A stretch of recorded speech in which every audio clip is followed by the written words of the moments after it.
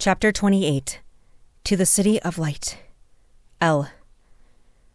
Lily stood on the ridge above the village. Sunlight spilling over the rooftops. Smoke curled from chimneys. Laughter carried on the breeze. And carts rattled along the narrow paths. Life moved forward, unaware of what evil threatened their people. They didn't know Ravemark's plan. They didn't know the danger. They needed Lytheria. But Lytheria was gone. The memories had returned. Every battle, every sacrifice, every promise. But they lived in her mind like someone else's story. She hadn't become that legend again. She just remembered her. The breeze caught on the edge of her cloak. She pulled it tighter, more from habit than chill. She felt distant, almost impersonal, watching the villagers. Sympathy, not kinship. They were in danger, yet it wasn't her fight. But she couldn't walk away either. Ravemark's rot had already reached too far. The only chance the humans had was if the elves took up arms beside them. And the only way to make that happen was to root out whatever corruption had taken hold in the elven capital. The elves wouldn't fight while darkness bloomed in their own court. It was a long shot, but it was all she had. A quiet laugh, a familiar voice, pulled her gaze downward. Fina. Bronzed cheeks catching the sunlight, eyes bright with hope. Lily's heart tightened. She hadn't let herself look too closely at them lately. Hadn't dared. She'd been cold, unreadable by design. It was easier to push them away, easier to send them back to where they'd be safe. That had been the plan. She'd known the path ahead would be dangerous, that bringing them to the capital would put them at risk. She'd meant to send them away before it got worse. But she hadn't. She hadn't found the strength to let them go. Ilion's horse shifted beside her. She looked up to find him watching her, eyes sharp with quiet concern. You all right? She nodded. Fine. He didn't blink. In the fight earlier. Of course he'd noticed. He'd seen Lytheria wield power more times than she could count. What she'd done must have looked strange to him. A borrowed version of something once familiar. Her heartbeat picked up. She needed him. Without his trust, without his help, she wouldn't be able to save anyone. It's the magic from the domination blade, she said carefully. It makes holding onto the light difficult. He studied her a moment longer, then nodded. Be careful, lights of my morning. She let out a slow breath, the lie heavy in her mouth. She would play the part, not because she wanted to, but because people she cared about were in danger, and because she was the only one left to save them.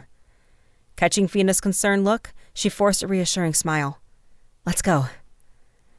They set off north, the rhythmic cadence of hooves marking their journey toward the capital and whatever awaited them there. Their horses thundered down the lane, hooves striking the dirt in a steady, relentless beat. The city loomed in the distance, its walls dark against the dawn. This was the path Lytheria Dawnbreaker would have taken, the path of a warrior. But to Lily, it felt less like a calculated strategy and more like a blind gallop toward death. Rallying an army to her cause was a gamble.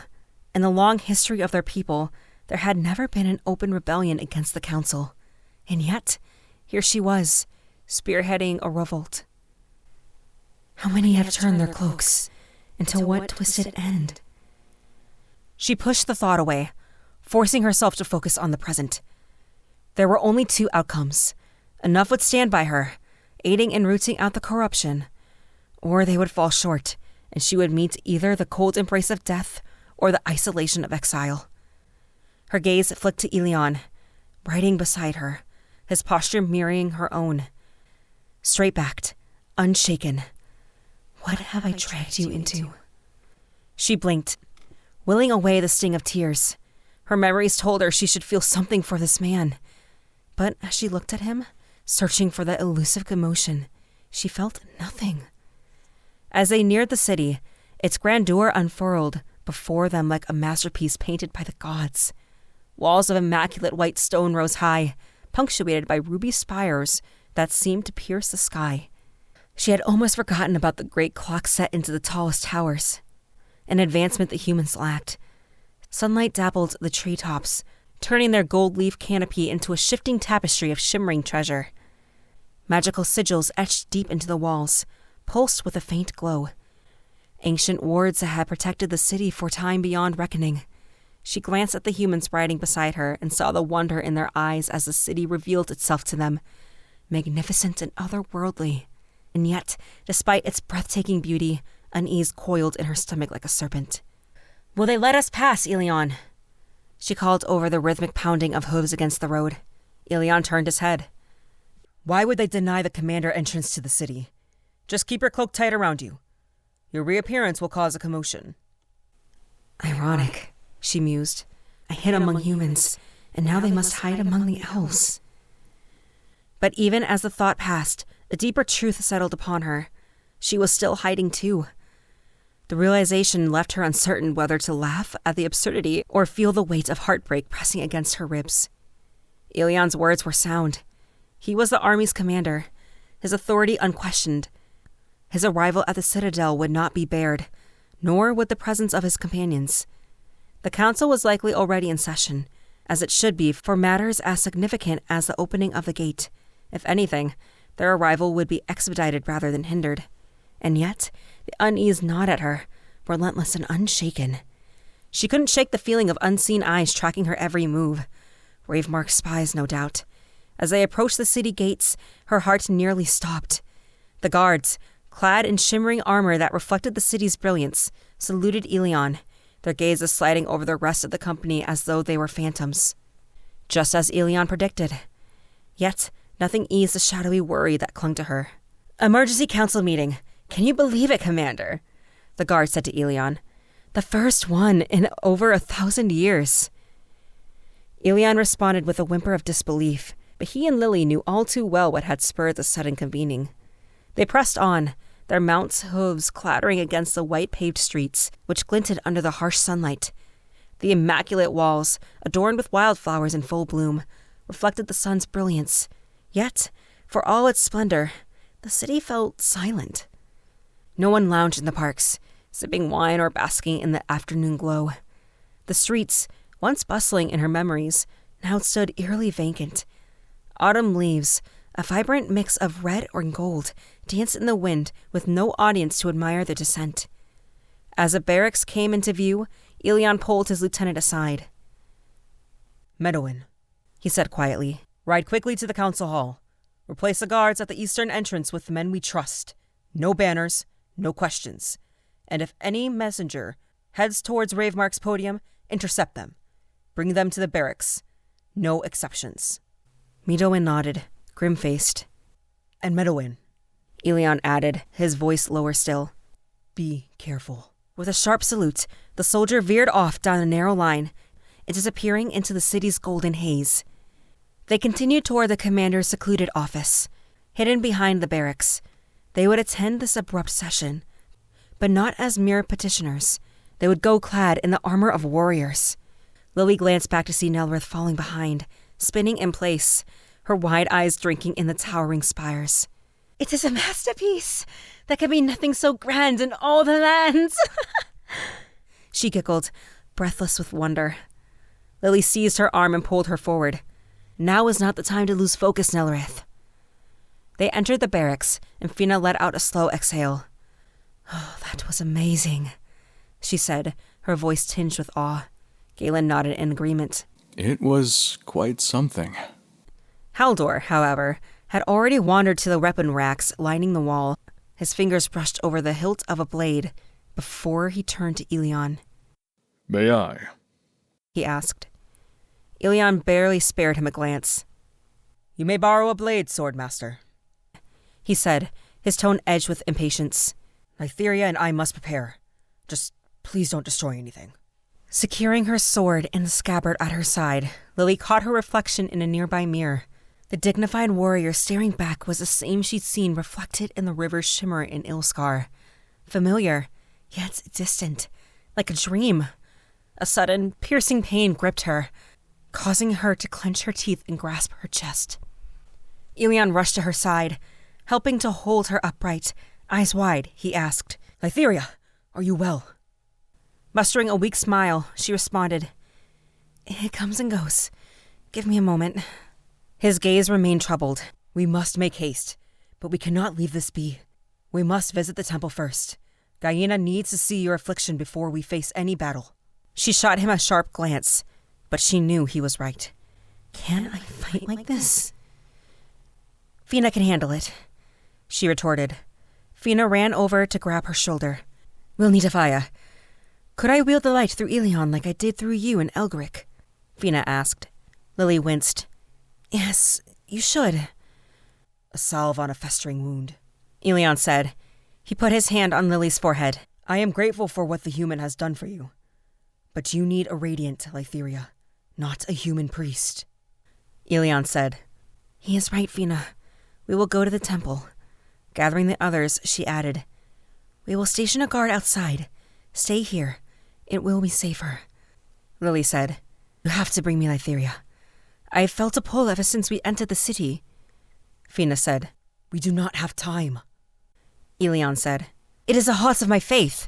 I cannot have been so close and not gone. Please, Lytheria. Lily could see the pleading in Fina's eyes. We can bring her to the temple, Elion. But she will remain in the halls. They were draped in the flowing blue silk robes the nobility would wear in an attempt to hide their armor. Some gleaming silver plates peeked through as they navigated the city's polished marble streets. The temple stood proud in the eastern quarter of the city, its grand entrance marked by an imposing marble staircase leading to the gilded gates. Approaching, she could feel the comforting warmth of the sun's healing touch that was ever present here.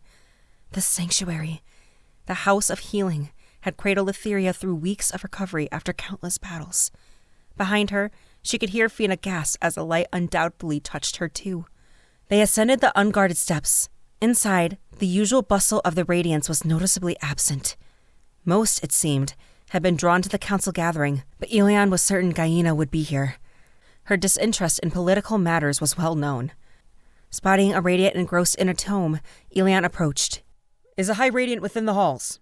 The woman glanced up from her reading, her eyes flickering toward a distant corridor before returning to her book. We have a pilgrim from the east, he continued. I ask her leave to remain in the halls while we visit the High Radiant. The woman shot him an irritated glance before rolling her eyes toward a small booth with 2 benches. Without another word, she pulled the book closer, clearly hoping to avoid any further interruptions. Lily took Fina's hand and dragged her further away from the Radiant to avoid anyone hearing her switch to the common tongue. You wait in the booth, Fina. Nowhere else in the world will you be closer to the Awakener's light. Fina nodded, pulling her cloak tighter around her head as she settled onto the bench, hands clasped in prayer. She closed her eyes and took a deep breath, as if drawing in the very presence of the divine. Grumbling under his breath about the healer's casual demeanor, Elion took Lily's arm and guided her down the indicated hallway. These Radiants in their relaxed ways, he muttered. Lily stopped just outside the door, a twinge of panic rising in her chest. Something inside her warned that the High Radiant would see through their charade. That the moment she laid eyes on her, she would know Lily was not the real Dawnbreaker. Elion grabbed her hand. Come on, Lytheria. No time to stop now. The moment they entered the High Radiant's chamber, the air itself changed, purer, lighter, as if blessed by an unseen hand. Doubts and fears that had loomed only moments before faded into the background. The serene aura was the unmistakable mark of the High Radiant's presence, a presence she, or at least Lytheria, had experienced countless times before. The High Radiant stood by the window, the wind playing with her hair, which was as white as freshly fallen snow and cascaded down to her waist. Her attire, a blend of pristine white and sky blue, was adorned with golden ornaments on her wrists and shoulders. Though she was the eldest living elf, no visible signs betrayed her age. Without turning to face them, she spoke. Commander Elion, your presence today is unexpected. Surely on such a day you'd have pressing matters? She paused, tilting her head slightly. The High Radiant glanced over her shoulder, and Lily thought she saw her eyebrow lift, and she caught a glimpse of her eyes, ageless and all-knowing, glowing with a soft golden hue. Ah, it appears I am graced by the company of 2 commanders. Dawnbreaker, it is relieved to see you back with us. If she was shocked to see Lily, that fleeting moment was her only tell. Forgive my haste after such long time apart, High Radiant. Lily touched her chest and bowed. Their titles carried equal weight, but necessity forced her to appear submissive. I was stabbed and cursed by a domination blade. I am afraid time will not allow further explanation, but if anyone can help me, it is you, Sister of the Light. I see, Guyena said. As the ancient elf turned her golden eyes on Lily, she felt as though the high radiant could see straight through her soul. Pardon my intrusion, Guyena said. Then she waved her hand slowly back and forth. A golden fog filled the room, thin enough that Lily could see through it, though everything took on a yellow tint. The high radiant stepped toward Lily, her eyes narrowing. If I heal you, will you fight with all your might to root out this evil you speak of? Her gaze never left Lily's. I will, Lily said, still uncertain about what had just happened. Come now, Guyena. Ilion's voice carried the familiarity of old friendship. After all these years, you question Lytheria's loyalty. I don't doubt the Dawnbreaker's loyalty, but if what you say is true, and the Dark Hoon domination magic has been used on our kind, I must be certain. Guyena said. She turned her gaze to Ilion. And you, Commander. If you are forced to choose between your duty as Commander and her life, she gestured to Lily, would you fulfill your oaths?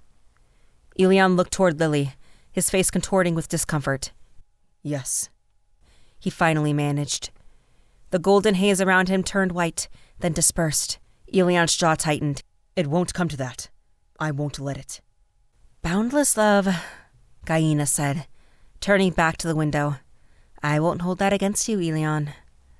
Lily was only just putting the pieces together. There were glaring holes in her mind. Lytheria's memories were fragmented, difficult to sort through, but this magical mist had been one of the missing pieces. It must have been able to tell whether someone was lying, and Lily had been lucky. Her true goals aligned with what Guyena wanted. She felt sweat creeping down her neck.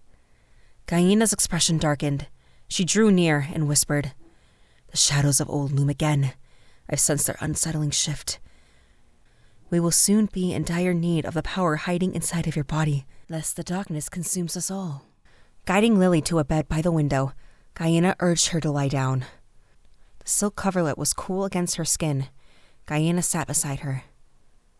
She gently placed one hand on Lily's brow and raised the other above her heart. A radiant glow enveloped Guyena's hands, and Lily was immersed in a warmth so deep that her anxieties melted away. But the act took a toll. Guyena's face twisted with strain, and her hands fell into her lap. Lily's breath caught, a soft gasp escaping her lips. The warmth radiating from the high radiant felt like a light kindled after years of darkness, and yet, as she searched her memories, she couldn't recall a time when the healer had looked so drained. Whatever Guyena had done, it must have been immensely difficult. Ilion rushed to her side. Lytheria! Guyena stopped him with a raised hand. Give her some space. I've done what I can. She fell silent, her ancient eyes narrowing as she studied Lily with an appraising gaze. The light within you has stalled its advance.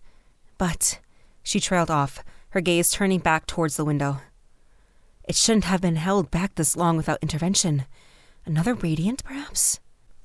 A human healer, Lily replied, her thoughts straying to Fina's safety. A priestess who unknowingly follows the Awakener's teachings. Guyena turned slowly. For a moment, her expression betrayed a flicker of genuine curiosity. A human healer, she repeated, rolling the words across her tongue like fine wine. How intriguing. She approached Lily with deliberate steps. This priestess, to have such power without knowing its true source. Her fingers, cool and dry, briefly touched Lily's forehead, where Fina usually channeled her light. Very intriguing, she added. Guyena took Lily's wrist, and her gaze bore into her. Lily felt exposed. There was nowhere to hide from those golden eyes. The light stored within you from sunlight keeps the magic at bay, but any exertion in the darkness could let it overpower you. As we are all weaker fighting in the dark, I advise you to refrain from it altogether. Lily saw understanding in those reverent eyes now, and by Elion's reaction, she could tell he had not picked up in the subtlety in Guyena's words. She had explained something that Lily would need, But that Lytheria would have already known.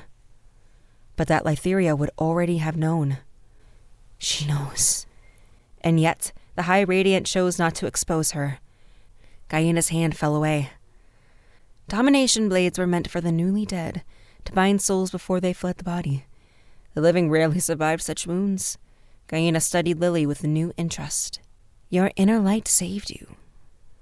There was the faintest trace of unease in her ancient features. This magic was never used against us in the war. I have little experience with it firsthand, but I can tell you one thing for certain.